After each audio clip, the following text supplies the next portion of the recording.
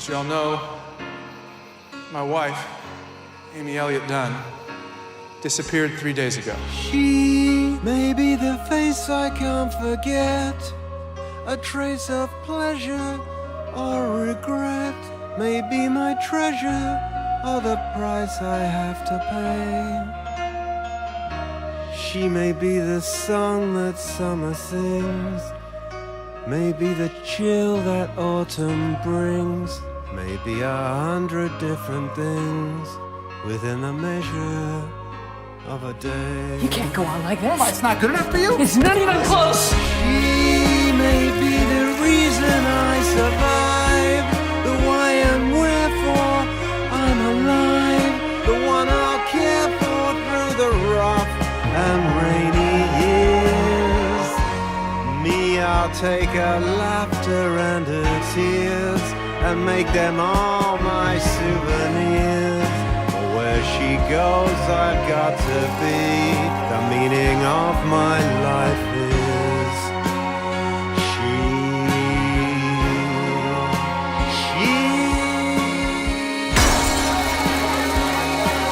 Stay back, everybody stay back.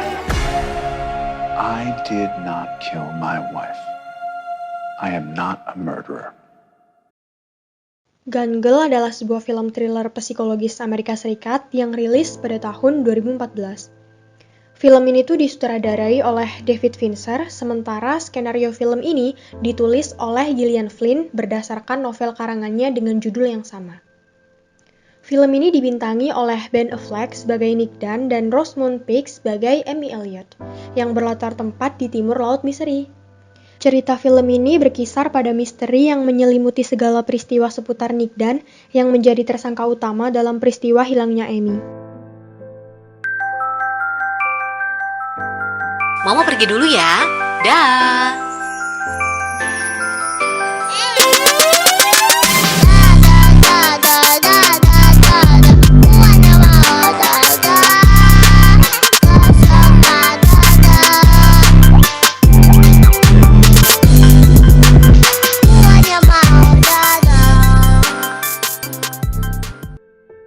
Film bermula dari Nick Dunn yang mengalami masalah rumah tangga dengan istrinya yang bernama Amy tepat di hari ulang tahun pernikahan mereka yang ke-6.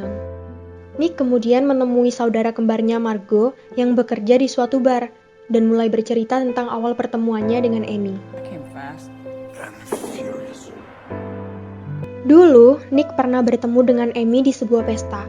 Diceritakan jika Amy adalah seorang penulis buku terkenal dengan panggilan Amazing Amy. Mulai dari sanalah mereka menemukan kecocokan satu sama lain, mereka jadi semakin akrab, dekat, berpacaran, hingga akhirnya menikah. Tak lama, ada tetangga Nick yang menelepon dan mengatakan jika kucing peliharaannya keluar rumah. Nick pun akhirnya pulang, tetapi sesampainya di rumah, Nick merasa ada sesuatu yang janggal. Rumahnya sepi dan kosong. Amy pun tidak ada di rumah. Nick juga menemukan perabotan rumahnya yang rusak. Akhirnya, Nick memutuskan untuk menelepon polisi. Tak lama kemudian, detektif Ronda datang untuk memeriksa rumahnya. Nick mengatakan jika istrinya hilang dan ia menemukan kekacauan di rumahnya saat pulang. Ronda lalu memeriksa seisi rumah sambil bertanya-tanya tentang Nick yang merupakan mantan penulis majalah dan seorang dosen. Nick mengatakan jika saat ini dia membantu Margot bekerja di bar. Sesampainya di dapur, Ronda menemukan sebuah percikan darah dan menandainya. Scene berganti ke kantor kepolisian menunjukkan Nick yang sedang melakukan pemeriksaan DNA. Ronda mengatakan jika untuk sementara waktu, rumah Nick akan dipenuhi oleh petugas forensik. Hal itu membuat Nick harus tinggal di rumah Margot untuk sementara waktu. Setelah melihat beberapa bukti di rumah, Ronda mengatakan jika kehilangan Amy adalah sebuah kasus yang cukup serius. Jadi mereka akan mengumumkan hilangnya Amy melalui berbagai siaran radio, televisi, brosur, dan sebagainya. Sampai-sampai, Ronda juga akan mengadakan konferensi pers. Melanjutkan pemeriksaannya, Ronda menanyakan beberapa pertanyaan kepada Nick, mulai dari kronologi sebelum hilangnya Amy hingga bagaimana hubungan Nick dengan Amy. Ternyata banyak hal yang tidak diketahui Nick tentang Amy. Ronda kemudian menyuruh Nick untuk memberitahu orang tua Amy mengenai kejadian tersebut. Setelah melakukan penyidikan dan mengajukan beberapa pertanyaan kepada Nick, Rhonda kembali ke rumah tempat Nick tinggal untuk melakukan penyidikan lebih lanjut. Sesampainya di sana, ada tetangga Amy yang ingin menceritakan sesuatu, tetapi Rhonda enggan mendengarnya.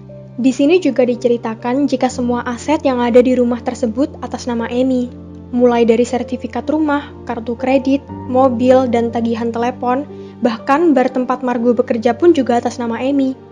Di ruang tempat kerja Amy, akhirnya Rhonda menemukan petunjuk pertama. Ia menemukan sebuah surat yang ditulis oleh Amy. Keesokan harinya, orang tua Amy datang dan melakukan konferensi di hadapan media massa. Intinya, mereka meminta bantuan dari semua pihak untuk mencari keberadaan Amy saat ini. Setelah melakukan konferensi, orang tua Amy mengatakan jika dulu Amy pernah berpacaran dengan Daisy Collin. Dia adalah orang yang sangat terobsesi dengan Amy, bahkan sampai terobsesinya, Daisy pernah berencana bunuh diri setelah putus dengan Amy waktu SMA. Sesaat setelah orang tuanya Amy pergi, Rhonda memberitahu Nick mengenai surat yang ia temukan di ruang kerja Amy. Nick mengatakan jika surat itu adalah petunjuk untuk melakukan pencarian harta karun perayaan ulang tahun pernikahan mereka yang biasa mereka lakukan setiap tahunnya. Setelah membaca isi surat tersebut, Nick mengetahui lokasi petunjuk selanjutnya. Surat itu menuntun Nick pada ruang kantor tempat dia bekerja sebagai dosen dulu. Di sana mereka menemukan celana dalam wanita yang kemudian dijadikan sebagai barang bukti.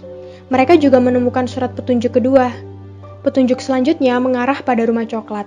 Nick mengatakan kepada Rhonda jika ia tak tahu mengenai rumah itu. Scene pun berganti. Ternyata Nick sengaja merahasiakan mengenai rumah coklat tersebut kepada Rhonda. Ia berencana untuk mencari tahu sendiri petunjuk selanjutnya. Ternyata lokasi yang dimaksud itu adalah rumah ayah Nick sendiri. Di sana ia menemukan petunjuk surat ketiga, tapi tak lama kemudian Rhonda datang. Di sini Nick masih mencoba menyembunyikan sesuatu dengan alasan takut ayahnya membakar rumah. Nick menyembunyikan surat yang ditemukannya. Kecurigaan Rhonda kepada Nick pun menjadi semakin besar. Di sini kita ditunjukkan flashback mengenai hubungan Nick dengan Amy. Mereka sering berdebat dan tidak akur. Terutama saat Nick memutuskan untuk berhenti bekerja dan malah menghabiskan waktunya untuk bermain game. Nick juga sering kali membeli barang yang sebenarnya tidak terlalu dibutuhkan, apalagi ia menggunakan kartu kredit milik Amy. Karena Nick pengangguran, Amy lalu meminta Nick untuk segera mencari pekerjaan. Scene berganti 2 hari kemudian. Di sini ditunjukkan banyak orang yang berkumpul untuk memberikan empati mereka atas hilangnya Amy pada Nick. Nick yang dikenal tak begitu ramah pada tetangganya menjadi perhatian semua orang, terutama saat ia sedang mencoba bersikap ramah dan berperilaku baik. Tak lama kemudian, Rhonda menanyakan masalah Noel kepada Nick. Dia adalah orang yang mengaku sebagai tetangga sekaligus sahabat dari Amy. Tetapi Nick malah tidak mengetahui tentang hal itu, jika ia tak pernah mendengar nama Noel sama sekali. Hal itu membuat kecurigaan Rhonda bertambah besar. Pencarian Amy terus berlanjut, mulai dari rumah Nick, lapangan, jalan, dan berbagai tempat mereka telusuri. Mereka juga menyebarkan berita hilangnya Amy di media massa. Bahkan Margo, saudarinya sendiri, lama-kelamaan sedikit curiga terhadap Nick. Kita kembali diperlihatkan flashback hubungan Nick dan Amy saat masih tinggal di New York. Tetapi karena ibunya Nick menderita kanker parah, mereka harus pindah ke Missouri, tempat tinggal mereka saat ini. Namun, tak lama setelah kepindahan mereka, ibunya Nick meninggal dunia. Dan sejak saat itu, Nick seringkali keluar rumah dengan alasan bertemu dengan teman-temannya. Mereka sempat bertengkar karena Amy menginginkan seorang anak dan Nick tak menginginkannya. Amy menjadi takut dengan sosok suaminya sejak saat itu karena Nick sudah berani bermain fisik. Kembali ke inti cerita sekarang. Nick menerima sebuah pesan dari seseorang dan ia mengatakan jika sedang berada di luar rumah Margo. Dan ternyata orang itu adalah mahasiswi Nick sendiri. Kita akhirnya tahu bahwa selama ini Nick berselingkuh. Tapi kejadian itu diketahui oleh Margo dan membuatnya sangat marah.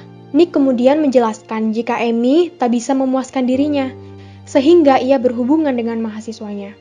Di sini Margo menjadi sedikit takut sekaligus membenci saudaranya sendiri. Tetapi karena mereka masih keluarga, Margo kemudian menunjukkan siaran televisi saat itu yang sedang membahas soal Nick. Media membuat orang percaya jika hilangnya Amy adalah karena ulah dari Nick, dan hal tersebut membuat nama Nick semakin buruk di mata publik. Di siaran tersebut juga terdapat Tanner Bolt, pengacara hebat yang sedang berdebat dengan si presenter. Keberadaan si pengacara ini untuk mendukung Nick, karena kasus ini masih meninggalkan banyak misteri. Margo kemudian menanyakan apakah Nick butuh pengacara. Tapi Nick bilang jika saat ini dia belum membutuhkannya karena Nick yakin bahwa ia tak bersalah. Di sisi lain, Rhonda pergi ke suatu tempat kumuh dan menanyakan sesuatu tentang Amy. Ternyata tempat itu adalah black market yang menjual ganja, narkoba hingga senjata api. Jason, penjual di sana, mengatakan jika Amy pernah ke tempat tersebut dan membeli sebuah pistol kecil darinya. Di sini kita kembali diperlihatkan flashback, tapi kali ini dari sudut pandang Amy saja. Alasan dia membeli pistol adalah karena takut terhadap Nick yang main kasar padanya. Ia tak tahu apa yang ada di pikiran Nick dan apa yang akan dilakukan Nick padanya. Sehingga untuk berjaga-jaga dan merasa aman dengan tindakan Nick yang bisa membahayakan nyawanya, Amy membeli pistol tersebut. Walaupun tinggal satu rumah, mereka tak lagi harmonis. Sejak insiden Nick mendorongnya di tangga, mereka sudah nggak pernah berhubungan suami istri lagi. Kembali ke cerita. Rhonda dan beberapa petugas forensik yang bertugas akhirnya menemukan petunjuk lain. Mereka menemukan bekas ceceran darah di rumah. Dan ternyata itu adalah bekas darah milik Amy. Jika Amy dipukul dengan benda tumpul seperti tongkat golf atau balok kayu. Setelah mengetahui petunjuk tersebut, Rhonda memeriksa pembelian yang dilakukan oleh Nick melalui riwayat transaksi kartu kredit. Rhonda menemukan jika banyak barang yang tak berada di rumah. Scene berganti 3 hari kemudian. Ditunjukkan jika banyak orang yang berkumpul dan berdoa untuk keselamatan Amy. Kemudian orang tua Amy meminta publik untuk membantu mereka. Karena nama Nick dianggap buruk di mata publik, ia mencoba meyakinkan mereka dan mengatakan jika dia tidak ada hubungannya sama sekali dengan kasus hilangnya Amy. Nick menaati aturan yang berlaku, seperti bekerja sama dengan pihak kepolisian dan tidak ada yang ditutup-tutupi selama masa penyelidikan. Tetapi Noel menyela perkataannya di depan semua orang dan mengatakan jika Amy sedang hamil 6 minggu. Nick yang merasa panik, kemudian meninggalkan kerumunan dan diikuti oleh Rhonda. Nick menjelaskan jika Noel itu hanya mengada-ngada, tapi Rhonda memberikan bukti foto di mana Amy dan Noel cukup akrab. Bahkan Nick tak mengetahui hal tersebut. Saat ini yang jelas Nick yakin jika Amy tidak hamil. Kemudian Rhonda membeberkan kejanggalan perabotan tertentu yang rusak, darah Amy yang tercecer di lantai. Sampai akhirnya ia curiga bagaimana jika ini kasus pembunuhan, bukan penculikan. Hal itu membuat Nick semakin terpojok. Rhonda yakin jika Nick tak sepenuhnya memberikan informasi mengenai hubungannya dengan Amy. Jika Nick tetap berencana untuk menyembunyikannya, Rhonda akan meminta bantuan Noel, teman terdekat Amy. Rhonda juga mengatakan jika ketidakharmonisan hubungan mereka akhir-akhir ini adalah masalah finansial. Ia menyatakan jika Nick dan Amy mempunyai hutang kartu kredit yang cukup banyak. Tapi Nick tidak tahu mengenai hal tersebut. Setelah diperiksa, barang-barang tersebut adalah pesanan Nick, seperti tongkat golf, robot anjing, dan lain-lain. Nick mengatakan jika ia tak bermain golf, dan dia tak pernah memegang barang-barang tersebut sama sekali. Bahkan pada bulan April, Nick menambahkan nilai asuransi Amy menjadi 1,2 juta dolar. Nick mengatakan jika Amy yang meminta hal tersebut. Rhonda kemudian memotong perkataannya dan mengatakan jika Nick yang mengisi formulirnya. Emosi Nick semakin tak terkendali. Kemudian Rhonda mendapat laporan tes urin dari Amy, dan laporan tersebut mengatakan jika Amy positif hamil. Sontak Nick langsung membanting gelas setelah mendengarnya. Nick mengatakan jika tak mau lagi menjawab pertanyaan Rhonda tanpa seorang pengacara. Scene pun berganti, memperlihatkan Margo yang datang ke rumah Nick dan mendengarnya sedang bertelepon. Margo benar-benar tidak percaya dengan Nick saat itu. Margo menganggap jika Nick terus berbohong padanya. Akhirnya, Nick menceritakan kisah yang sebenarnya. Ia mengatakan jika Amy sebenarnya tak ingin punya anak, justru Nick lah yang menginginkannya.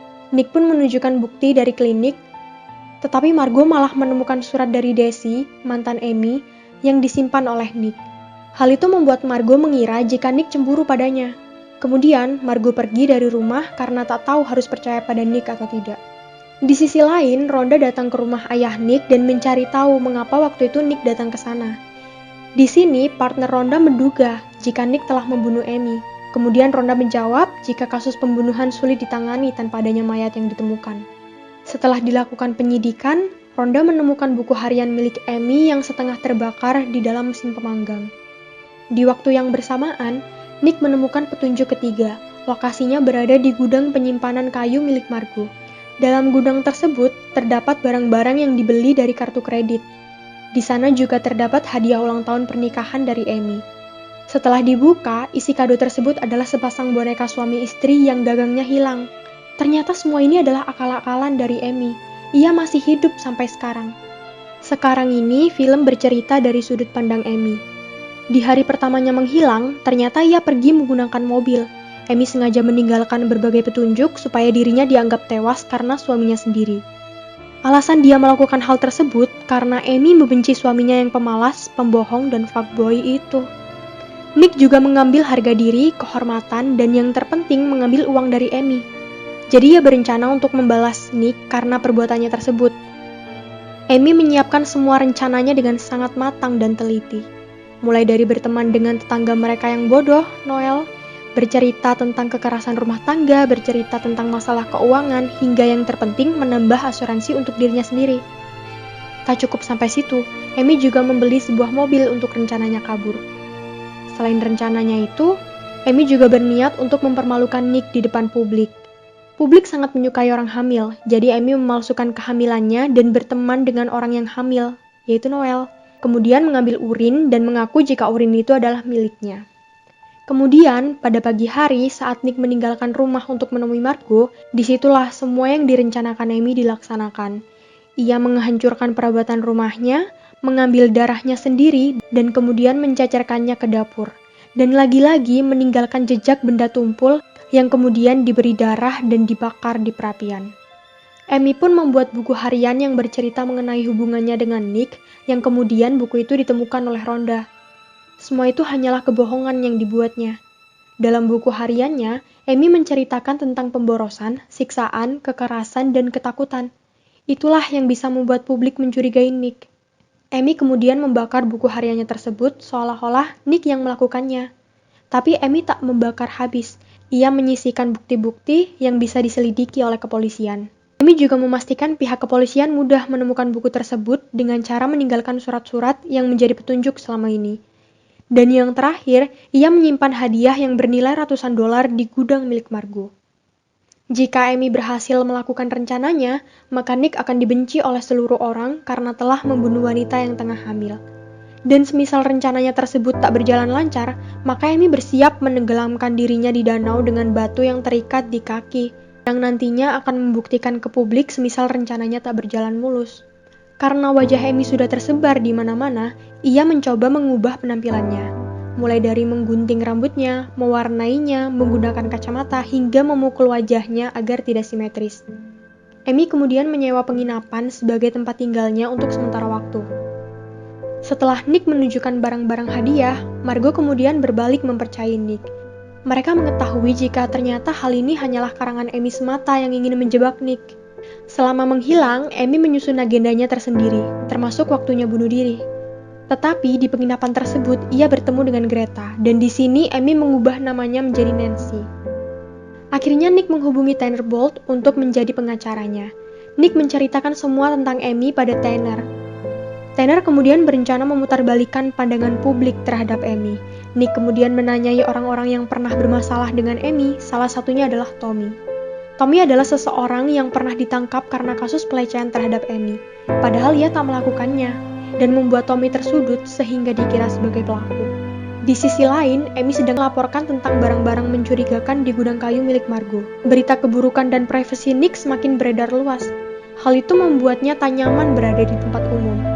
Tak hanya Nick, di sini Margo juga kena imbasnya. Nick kemudian pergi ke rumah Daisy Colling yang merupakan mantan pacar Amy sewaktu SMA. Tetapi sesampainya di sana, Daisy mengabaikannya. Tanner sedang berdiskusi dengan Margo dan berencana membuat Nick diwawancarai di acara televisi dengan tujuan membuat nama Nick kembali membaik. Di sisi lain, Amy yang sedang bermain golf menjatuhkan uang yang disimpan di tasnya. Melihat hal tersebut, Greta dan pacarnya menaruh curiga pada Amy. Benar saja, keesokan harinya Greta dan pacarnya mengambil semua uang yang dimiliki Amy dan kabur. Amy lalu pergi meninggalkan penginapan dan menghubungi Daisy. Daisy datang, kemudian Amy menceritakan apa yang telah terjadi padanya. Tentu saja dengan kebohongan. Kamera kemudian menunjukkan sebuah televisi di mana di dalamnya sedang meliput berita mengenai selingkuhan dari Nick yang mengaku ke media. Hal tersebut membuat nama Nick menjadi semakin buruk. Desi kemudian menawarkan sebuah penginapan miliknya untuk tempat tinggal Amy sementara. Tempatnya sangat aman, lokasinya juga di pinggiran kota, serta banyak CCTV yang mengawasinya. Keesokan harinya, Amy mulai mencari tahu semua posisi dan letak CCTV. Hari di mana Nick diwawancarai di televisi tiba, yang membuat publik mendukung Nick atas semua pengakuannya.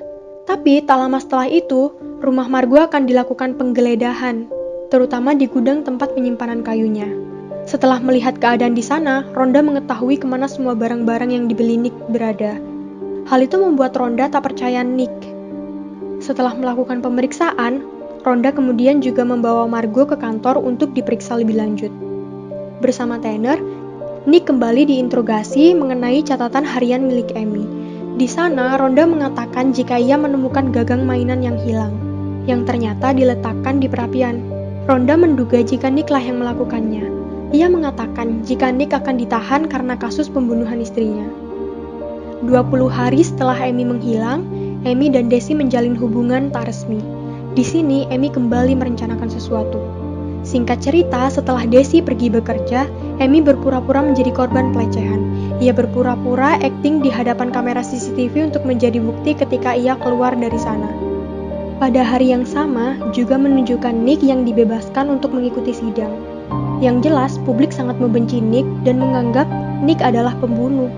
Malamnya, Desi pulang ke rumah.